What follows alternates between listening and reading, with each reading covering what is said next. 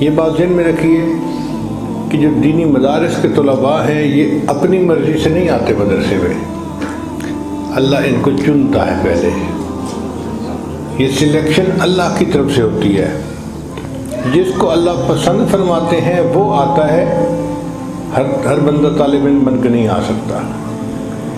University کالجوں میں ہر کوئی جا سکتا ہے، جس کا جی چاہے اس کے لیے یونیورسٹی کالج کا دروازہ کھلا ہے۔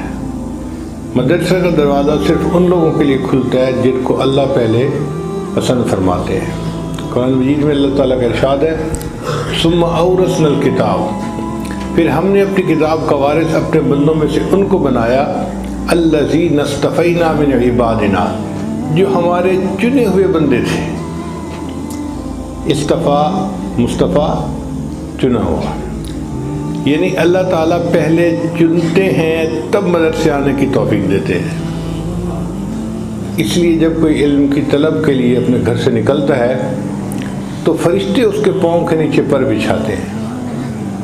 اب طلباء کو یہ بات عجیب محسوس ہوتی ہے کہ جی فرشتے تو معصوم ہیں، وہ فرشتے ہم گناہ گاروں کے پاؤں کے نیچے پر بچھاتے ہیں؟ جی، اظہار محبت کے لیے۔